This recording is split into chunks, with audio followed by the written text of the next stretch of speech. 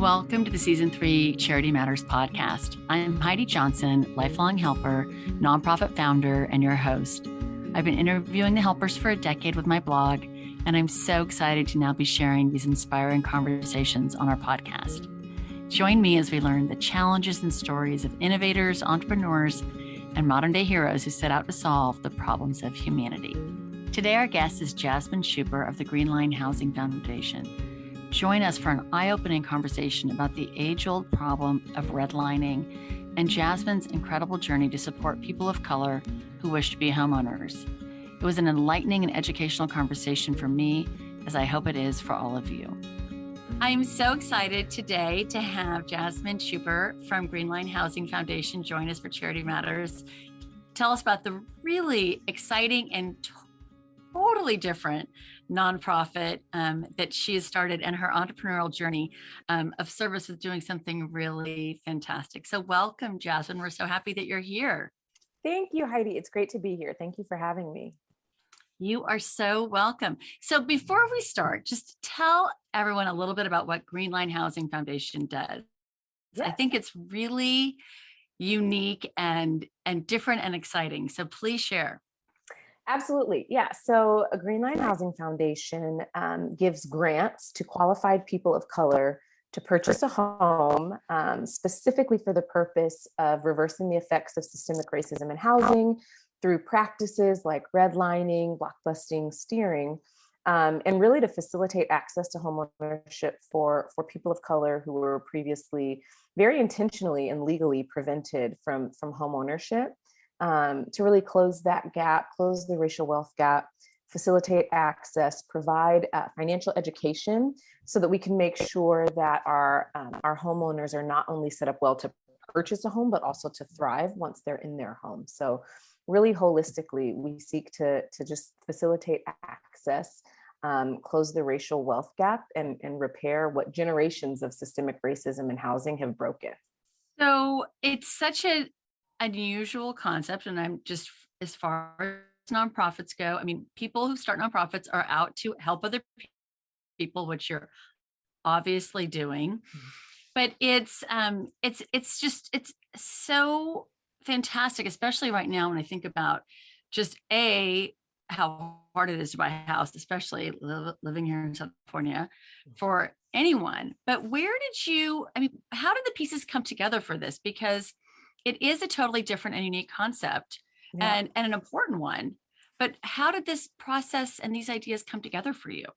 Yeah, that's a great question. I like to say that Greenline is the culmination of many years of lived experience and education and everything that just kind of converged one day, and Greenline was born. And so specifically, I'm also a real estate agent here in California. And as I was studying for my exam, I was struck by the fact that it wasn't until 1968 that it became illegal everywhere to discriminate on the basis of race in the sale, financing, and leasing of real estate. My mom was alive in 1968, so that's not that long ago, which means that in 1967, so was I. Oh, I'm feeling old now, Jasmin. I'm feeling old, but keep going. No, but I mean, that's the point, Heidi, is that wasn't really that long ago, Right. And in 1967, it was legal to say, I'm not going to lease to you, or I'm not going to sell this property to you because you are a person of color. And other, protected classes that are now protected, you could discriminate on those bases as well. And so that really, really struck me. And I think that we learn this history to some degree, but I think learning just the implications of that and what that means, in my real estate practice, I also have a background. I have a degree in business and a background in finance. I worked for many years as a financial risk underwriter. So evaluating the balance sheets of big home developers and home builders. And so just really learning the financial ins and outs of real estate, coupled with, this history, and going back even further than 1968, obviously, things like the FHA refusing to insure loans made to people of color, Black people specifically, and Hispanic people at the time, and even some Chinese and Japanese around the time of internment. But just really learning, the economic legacy that is afforded through homeownership, and then juxtaposing that with the reality of how intentionally people groups were kept from home ownership at a time, really, Heidi, when homes realized the biggest appreciation. There was 1% of homes sold to Black and Brown people that were insured by the FHA during that time of significant appreciation. Wow, only 1%. That's fascinating. So you obviously have this incredible background in all of these, and the pieces are converging and your life path toward this. But was there kind of an aha moment where you said, I need to be a part of changing this? I need to. Absolutely. And what was that? Absolutely. So there were several, and then there was one that was like a swift kick in the pants, right? And so usually how it goes, yes. By the way. Absolutely. So after I graduated from college, I worked, like I said, as an underwriter for many years.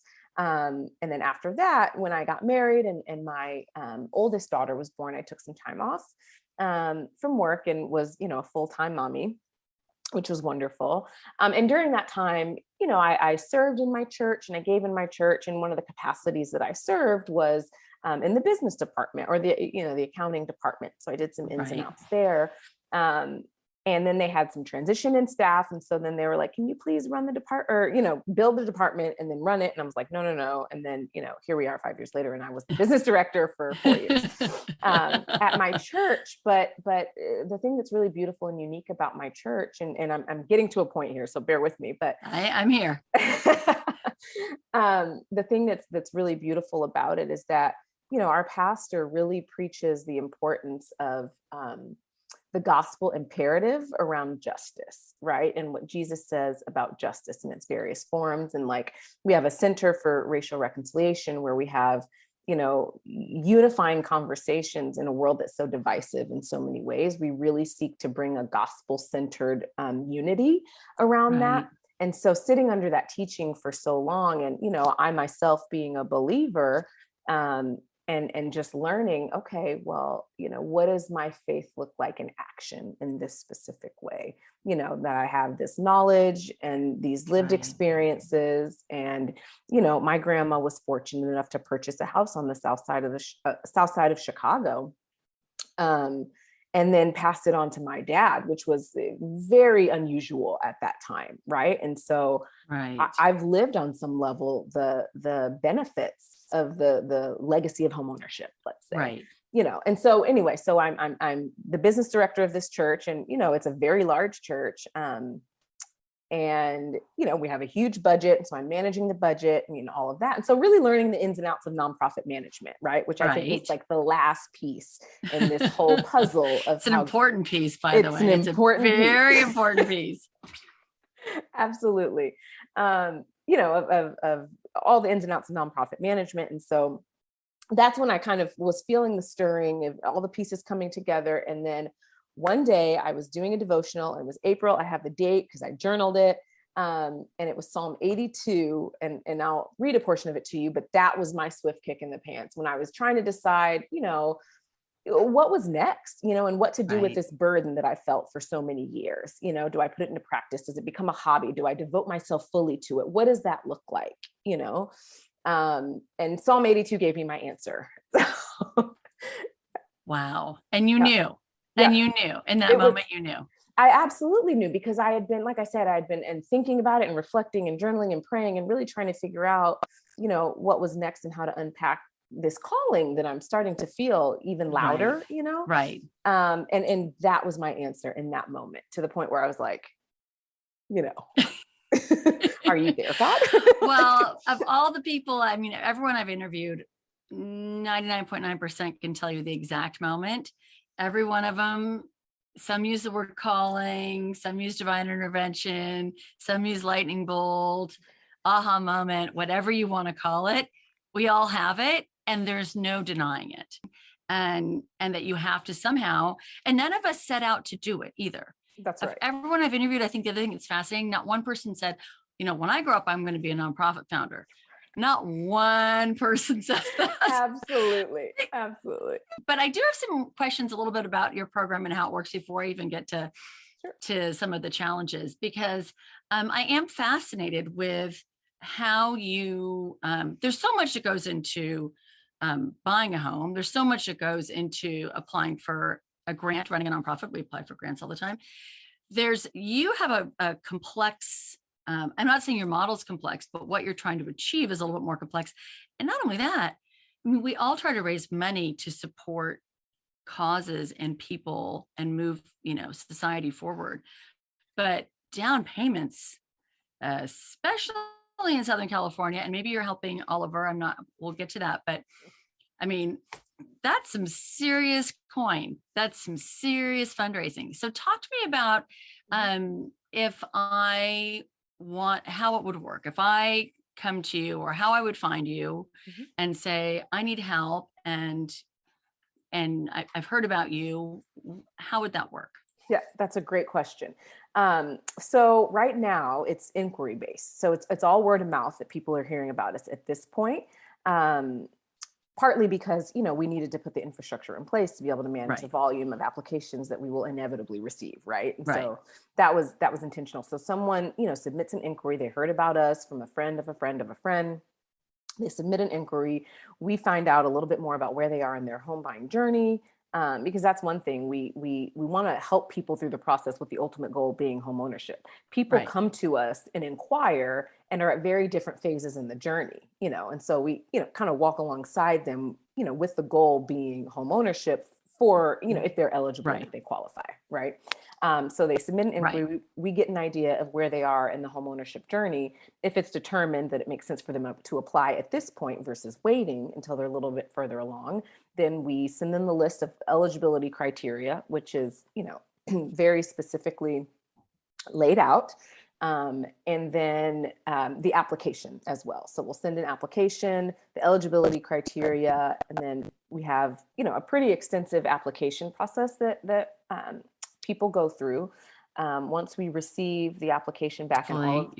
Okay, so they send you all their eligible, you send an application, you go through eligible criteria, you determine if they're eligible, or you just assess maybe where they are, like, wow, you've got a great job, and wow, you've got this, but you might say you're this far, or do you say, what kind of home do you want to buy, and what, all of that is on the application. Right. What do you have?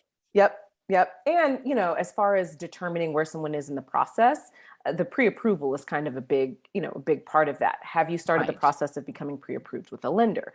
If the answer is no, and they feel ready to take that step, we're working on establishing partnerships, and already have with a couple, but expanding our list of partnerships with banks that will work with our program, who we can send potential applicants to get them pre-qualified to see, will they qualify for our program, or even if not, here you are pre-qualified, and maybe that will still be helpful to you on the journey, Wow, that's great. And then if they check all the boxes, they have all their ducks in a row, they're employed, they've been saving, they get through the application process, then what happens? Then how does this work?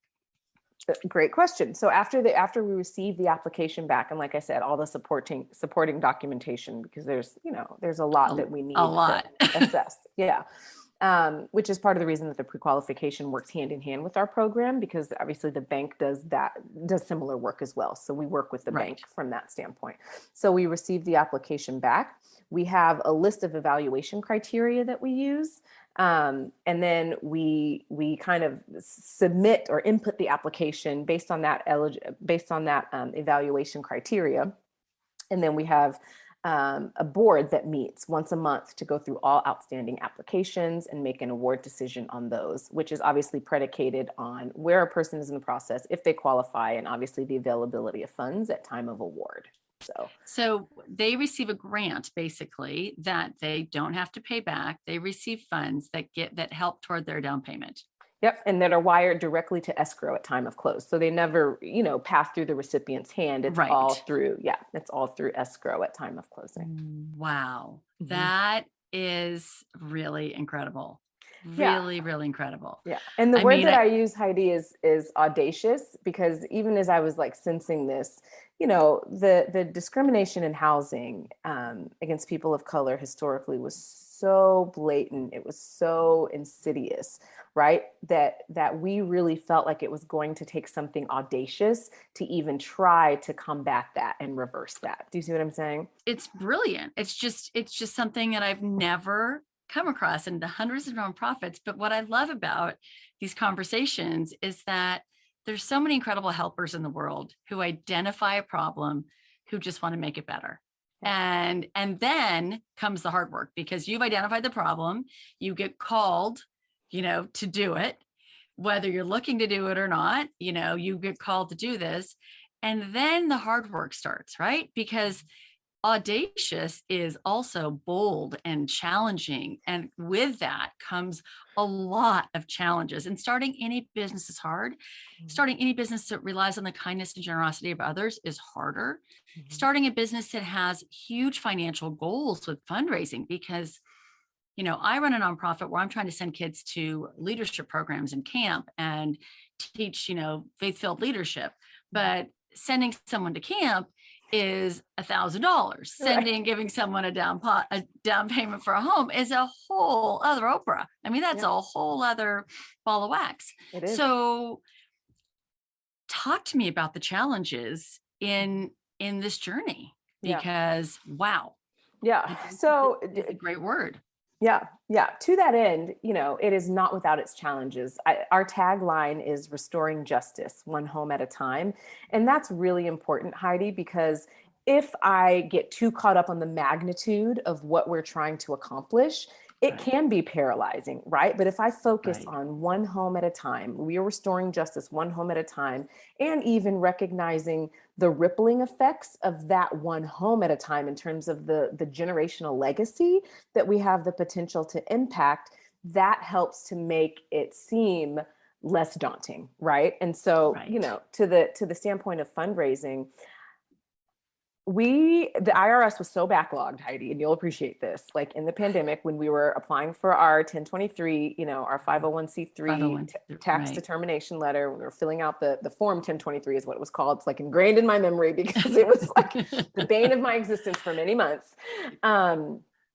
It took 9 months for them to get back to that. But even before we had that federal tax determination letter, that piece of paper, right, that validated us, we raised over $200,000 just from private donors who I communicated this vision to. They caught the vision. They know somebody, or they know a family that was directly impacted by the lack of access to the GI Bill for veterans of color, the lack of access to homeownership in these really appreciating areas, all of that. And that was compelling enough for them to give, right? And so that gave me the chills. That was a sign that you're on the right path. Okay, so talk to me about the I'm totally taking you on a tangent, but I'm fascinated. My dad bought my parents' first home with the VA loan. That's what he served. He got a loan. Their first house was $39,000, $500 extra for all the furniture. It was an estate. But he used his VA loan. Were people of color not qualified? Veterans were not qualified? So that GI Bill that so many use, because my grandpa was a vet, he did not get his GI Bill. And here's why, Heidi. You still had to get a loan. Even though you served, you're eligible for this. Some Black veterans and veterans of color received their GI Bill. Some did. A grand majority of them did not. And I'll pull up the statistics here and I'll give you some numbers, because the statistics is really what tells the story. That's what speaks. Something like 2% of veterans got their GI Bill and were able to purchase a home with it, because discrimination was so blatant. It was so rampant. Wow. So these institutions of power, like the banks, they still were able to refuse these loans to these veterans, qualified or not. And so that's why you have a very, very, very small percentage of veterans of color who at the time when they returned from war were able to use their GI Bill to purchase a home, like your grandpa. Wow, I did not know that. And it is that is really shocking and so interesting to me, and makes what you're doing so much more important and clear. And I can see the convergence, because as we're having this conversation, I mean, not that I didn't get it before we sat down, but that's really amazing to me. Yeah. But $200,000 is a lot of money to raise, especially in a pandemic. So first of all, bravo, hats off, congratulations. And those to me are like green lights, right? It's not even green dollars. It's a green light saying you're on the path to something that that people understand and get and want to support. So I think that is really fantastic. So this work is not easy. And you've said earlier, you have a little one, you have someone probably applying for kindergarten or going to kindergarten. I have two little ones, two not so oh, little ones. Oh my gosh. So, I mean, life is hard and busy and comes with challenges, just with some days just doing the laundry and just getting the kids to school and getting lunches made, let alone raising significant amount of money in order to support these families in buying a home.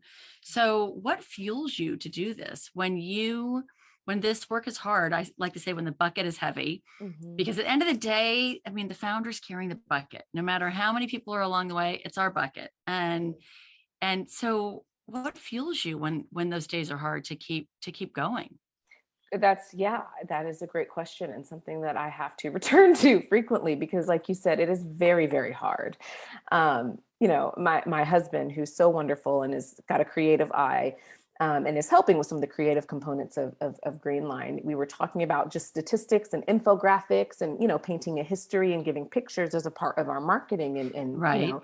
Painting a picture of why Greenline is necessary. And as he's reading these stats to me, some of which I knew, some of which were new to me at the time, right. I just start weeping. I just burst into tears. And I said, babe, this is so hard. This is such a Goliath, right? Like, I feel like I'm David and this Goliath of systemic racism in housing, and I'm trying to, battle it. And he's like, well, babe, it's a good thing that you have a God who is familiar with dealing with Goliaths, right? And so that's one thing that fuels me, is just the knowledge that, yes, this is so much bigger than me, but I have a God who is bigger than all of this, right? And so that faith component is deeply helpful for me.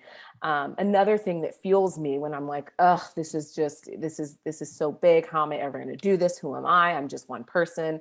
Right. Is just reading the statistics and like learning the history and how blatant it was, and just the burden. And that's the only word that I can really use to describe it, Heidi, is just a burden to do something about it is what keeps me going. Right. This deeply held conviction that something has to be done. There needs to be some justice because of how, like I said, how blatant, how insidious, and how rampant discrimination was in housing. And also, I am a homeowner, right? And the sense of, moving forward and lifting up, right? Like as just a rule, as like a general rule in life, right. is really propelling to me. It's I mean, all of those things. I think that there's so much, because when we do this work, we're not manufacturing like pencils, and we didn't make enough pencils that day. We're carrying people on our backs, right? And you're saying you're carrying the weight of the past on their backs, and yet you want to care for the people in front of you as well. And that's a huge weight that I think all of us carry when we start down these journeys, and these journeys that we didn't necessarily that came to us, that we didn't necessarily go to them. They found us, right? Absolutely. So talk to me about some of the success that you've had, because obviously success, raising that amount of money, launching a nonprofit, I mean, that's success. But talk to me about some of the successes that you've had. Yeah, no, I'd be happy to. And one thing I'm going to get to that. And I want to go back to your last question about what propels me. I've just realized also the need for self-care, right? Like, you have to take care of yourself. If you're doing this work, no one can pour from an empty cup. And that pertains to my mother, my mothering, this justice work that I'm seeking to do, all of it just necessitates such an intentional and deep level of self-care. And I and think clarity. nonprofit founders in general, and I'm not saying just because I say helpers loosely, but I kind of use them one and the same, and that we give to abandon sometimes. We give completely, and then all of a sudden we have nothing left. And I've talked to more nonprofit founders that have done the same thing. They put themselves last and not first, and it needs to be the other way around. They feel selfish, which it's the opposite, right? We have to care for ourselves in order to care for others. It's the like rule number one of being a mother, right? Or anything else, but it seems backwards in our mind for some crazy reason. So I'm so glad that you're wiser than most of us. It's self-care. Well, knowing and doing are two different things. Let me just say that. Like, I know what needs to be done, but actually making good on that is sometimes really challenging, as I'm sure you know. Just like, it's I have hard. a 7 and 9-year-old, and they are Girl Scouts, and they're doing all these things that I also want to be a part of. And then you've got this organization where you are, at least in these, initial stages, like the face of it, right? And carry the vision of it. And it's important that I'm communicating that as we're, trying to drive participation and donations and fundraise and stakeholders and all of that. And so, but what a beautiful role model for your daughters, and what a great thing. My boys were, oh my gosh, I think they were like 7 and 5 and 2 when I started a nonprofit at Children's Hospital with a group of friends. And you don't think about it at the time, you just do what you do because you're doing it. But I remember when my kids were, I don't know, maybe they were like in 5th grade or something. And they're like, oh yeah, my mom, did your mom have a job? Oh yeah, my mom like runs Children's Hospital, which of course I did not run Children's Hospital. And I was like, wait, I overheard this. I'm like, what are you saying? It's amazing. Isn't that what you do, Mom? Don't you run Children's Hospital? No, honey, I do not run Children's Hospital. That would be a really nice man named Rich Cordova who runs Children's Hospital. Yeah. But the impression that you create for them and what they see, now that my sons are much older, you realize it is a gift that you're giving them, even though it is very hard to juggle it all, especially at this time of life. So kudos for that.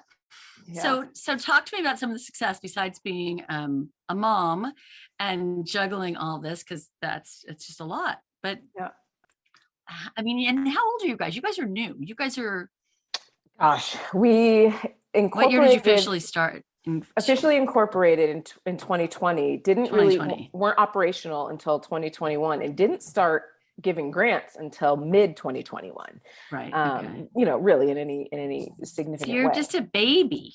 We are just a baby. And so I think a lot of the success, again, in my church, Fellowship Church, where I worked, kind of created this gospel picture. And so when it was clear to me that I needed to devote my full-time energy to Greenline, and therefore leave, my full-time, very demanding and a high capacity role at Fellowship, and move over to Greenline full-time, Fellowship was so supportive, and really wanted to launch me. Right. And so we kind of established a partnership at that point where the objectives of Greenline and what we're seeking to do were very consistent with like the gospel imperative that they were trying to teach in terms of what justice looks like, right? And how do we live it out as people of faith, right? And so establishing that partnership was huge. And then in terms of successes, like I mentioned before, the money that we were able to raise, this was before we had,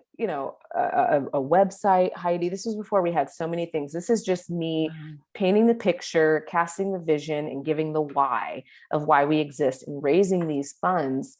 And started to have a couple of applicants here and there, but we're really, really kind of keeping the lid on that, because we wanted, like I said, to have the infrastructure and be able to sustain the volume. But had a couple applicants come in, applied, did the interviews, supported, submitted all their supporting documentation. We took a board vote, and they were, kind of poster families for what our program is intending to accomplish. And the day that they closed on their house, first of all, when I communicated to them that they had been awarded a grant and the grant amount, they broke down in tears. It's on the video that I gave you, Heidi. It's really beautiful. It's really, really beautiful. And now them being homeowners, and they have 3 kids, and just what that's going to mean for their family was one of our, biggest and earliest success stories in terms of, people giving to this initiative, to this vision, and us taking those gifts and really multiplying the impact of them and being able to give a down payment, and then seeing that process all the way through to completion to them closing escrow and purchasing a home was just something that I pray we are able to replicate in huge numbers. That's so magical. Well, and it's interesting. I mean, when people start nonprofits, at least of the hundreds of people that I've spoken to over the past decade, everyone kind of says, if I could just help one person, and everyone seems to say, like, whatever, something happened to me, and if I could just make sure that doesn't happen to one other person, I got sick and I want to make sure nobody gets this disease, or something happened and I want it. And everyone starts with one person. When we started Children's Hospital, our mantra was one spirit, one soul, one child at a time. If we could just help one person. And you said the same thing, and right? If I could just get this to happen, and even helping one person is, to me, moving a mountain. So to me, impact isn't always about helping 1 million people. It isn't about raising $10 million. It's not about that. It's you're moving the needle in whatever way. Impact is so much more. It can be one person, right? It just isn't that. It's a story. It's, it's giving someone the keys to their first house. Like, that is impactful, and the ripple effect of what happens to that family and what they do with the kindness that was showed to them and how they pay it forward and all the things that happen from that. Impact happens in a lot of ways. So absolutely. I have a love-hate relationship with the word for sure. And I completely appreciate that, because I do hope, I would love to raise millions and millions of dollars and help families, all over the country. And, but again, doing one that can even if that happens, and I pray it does, and maybe it will and maybe it won't, but even if it does, that still has to happen, one home at a time at some level, what I'm saying? And to be able to build up to that. And we actually, this year, we did a grant in Portland. Wow. Connected with a local property manager and real estate broker doing work up there that had heard about us and the work that we were doing, and got this family that was a pastor of a church up there into a home. We helped get them into a home. And so that's what I remind myself. That it's one home at a time. I love that. So speaking of big dreams, and maybe you just answered the question, but if you could dream any dream, because the other thing that nonprofit founders are is they're dreamers. They have a vision and a goal, and they don't stop, because as soon as they help one, then they say, no, I'm going to help 2. And as soon as they help 2, they're going to help 20, and then they're going to help 200. So what is your dream for Greenline? And I mean, the big one. Yes.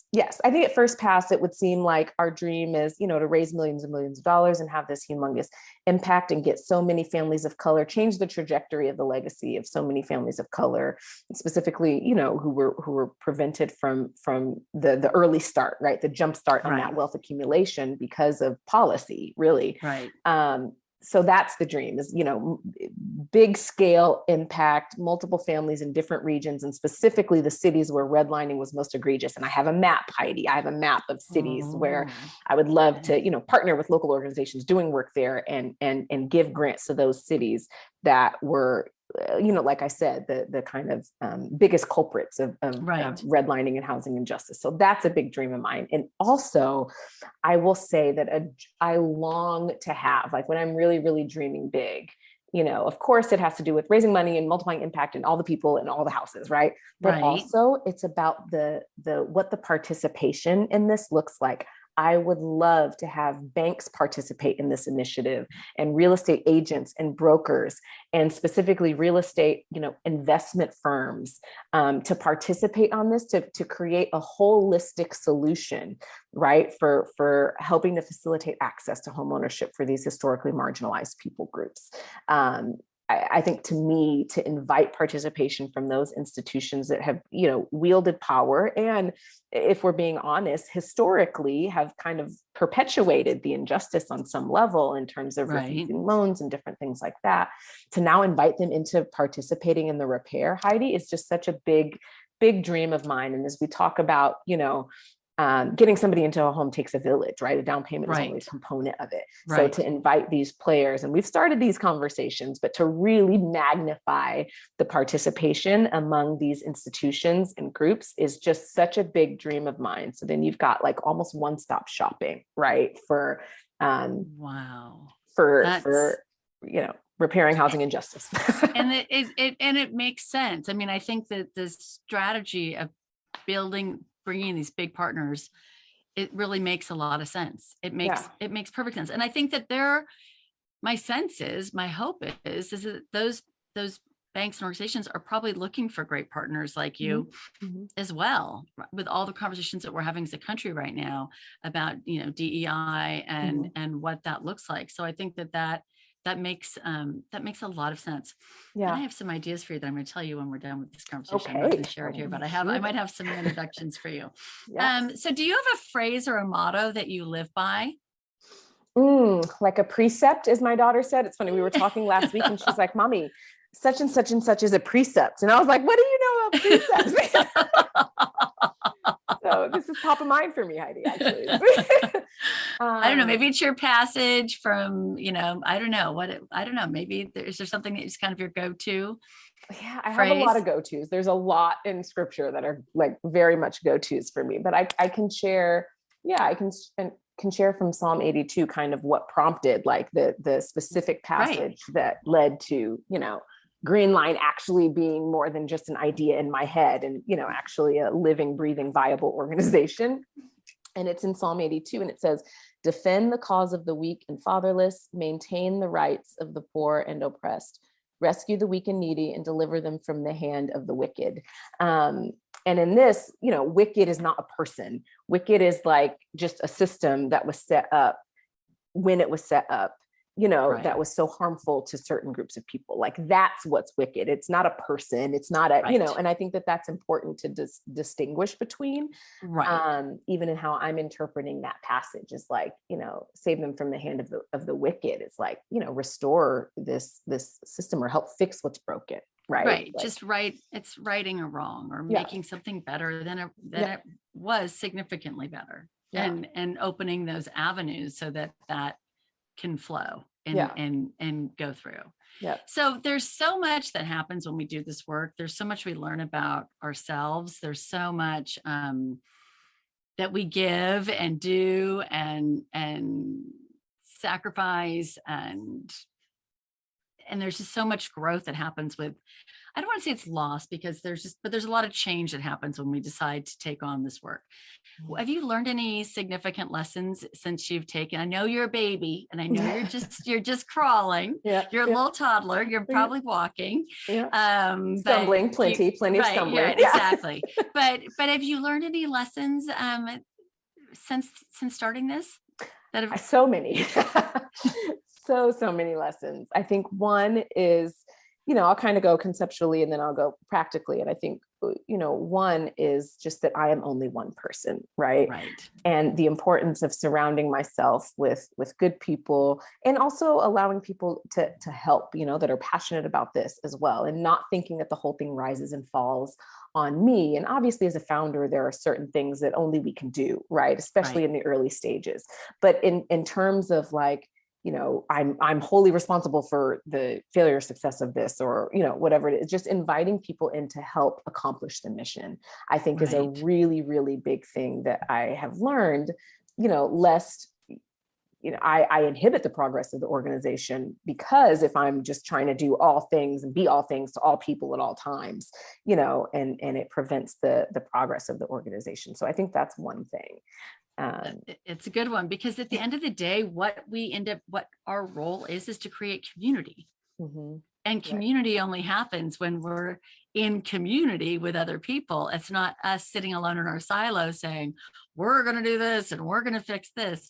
It's bringing everybody in together. And I think sometimes not everybody is, some people would say blessed, some people would say cursed. I think more, I would say blessed. Almost all of us feel very purpose-driven lives, but people are looking to other people for purpose sometimes. And we may have a light, but our job is to spread it to others. Absolutely.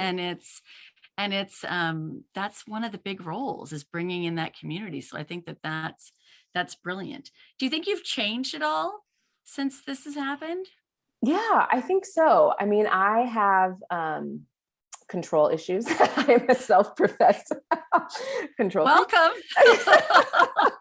There is a type, and I should have like a nonprofit founder checklist, but you're checking all the boxes, Jasmin. So you're doing great. You're getting an A+ in the founder checklist. I'm so happy to hear that. Type A, organized, a little control freak. Yeah, that kind of goes with the territory. So very much. Yeah. And so I have learned, and I think I've changed in just relinquishing control over the things that I can't control, and only seeking to control the things that I can.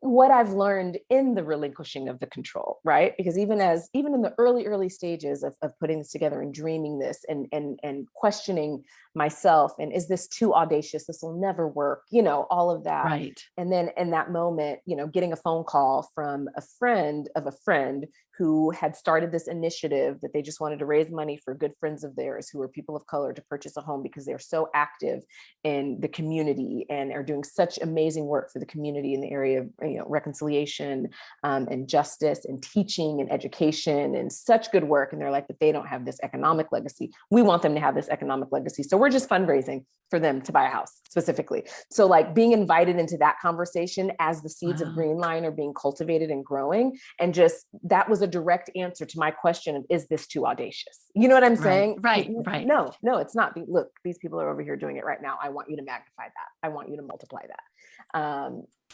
And how much more that necessitates, even to my previous point of working together, right? And working with people, whether it's like employees or people that you raise up and train up within the organization, whether it's partners, like I talked about before, like, that realization just necessitating collaboration in so many ways, and teamwork and working together. But yeah, I think I'm definitely different. I think I have a view of hope in a way that I maybe didn't have to the same degree before.